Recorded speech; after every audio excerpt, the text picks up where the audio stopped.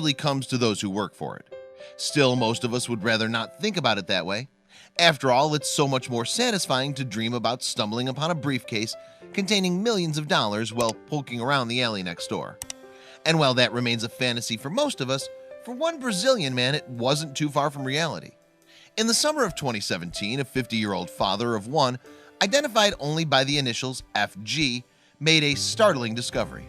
He'd been working in a Brazilian mine about 656 feet underground when he happened upon something that would change his life forever. This mine, to be more specific, was the Carnaval mine in Bahia, Brazil, and it was known for being particularly gem-rich. FG, along with his employer, the Bahia Mineral Cooperative, had legal authority to mine in the region. For those reasons, it shouldn't have come as too much of a surprise when FG made his discovery, tucked away in a wall of mica schist at the end of the mine's intricate tunnel system. But the mine was just that impressive. Hidden in the rocks was a gemstone laced with emerald barrels. The entirety of the gemstone weighed 794 pounds, as FG would later find out, and it stood just over 4 feet tall. The thing was massive and impressive. About the emeralds, FG said, "Their quality is superb and by far the best I've ever seen, and I've been in the industry for nearly 30 years. In other words, this stone would make FG rich beyond his wildest dreams. But there were some complications. For starters, as mentioned, FG's find weighed a whopping 794 pounds. To put that into perspective, that's about the size of 2 silverback gorillas, or a little smaller than a fully grown racehorse. In other words, FG wasn't able to lug that stone 656 feet back to the surface on his own. He was going to need help, but to invite help would be costly, literally. He could no longer consider himself the sole owner of the yet-to-be-priced gemstone. That was a sacrifice FG felt he could make, however. He explained the retrieval process this way. Extracting the stone was extremely difficult. It took 10 of us more than a week to get it out because it was 200 meters down in the ground. The stone was cut out of the area where it was embedded in one piece, and all hands were needed to lift it into the mine shaft where it was raised to the surface by a winch, like the one pictured. So did that mean there were now 11 people claiming ownership of this stone? Instead of trying to work with 10 others to determine the gemstone's fate, FG paid each helper, making himself the sole owner of the emeralds. But now for the possibly million-dollar question. How much is this thing actually worth? FG couldn't surmise an exact value of the emeralds. "Personally, I don't know what the value of this piece is," he said, "because it will be led by market demands." But the experts ventured a few guesses.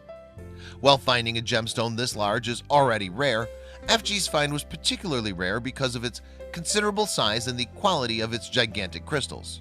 So how did that affect the price of this 800-pound stone? Estimates suggest the stone could fetch a payday close to $319 million. To put that number into perspective, that's the net worth of country singer Toby Keith or famed basketball star Kobe Bryant. But would anyone pay that? According to FG, he'd already fielded calls from interested parties, including potential buyers from Europe, Arab Emirates, America, India, and China, who are keen to open negotiations. The future payday, though, had serious consequences. When your $319 million gemstone makes national news, it can put a bit of a target on your back. FG knew it, and it terrified him. He had come up with a plan to protect the gemstones, and more importantly, his family.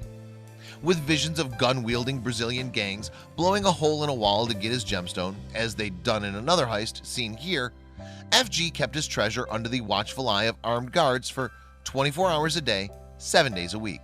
He didn't stop there either. FG took extreme measures to protect the stone's location.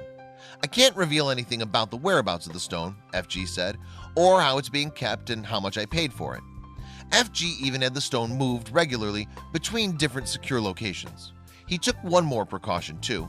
FG's use of a pseudonym was intentionally done in order to hide his real name. He also only spoke to the media through his lawyer, pictured here. He didn't want anyone tracking down him or his family to obtain the gemstone's location. It was a wise move. But despite the target on his back, FG didn't rush into his decision-making. "For now," he said, "I'm keeping the rock heavily guarded and out of sight until I reach a decision on whether to sell it or display it in museums here in Brazil." Whatever his decision, the stone would likely end up not as jewelry but on display because of the high quality of the gemstones.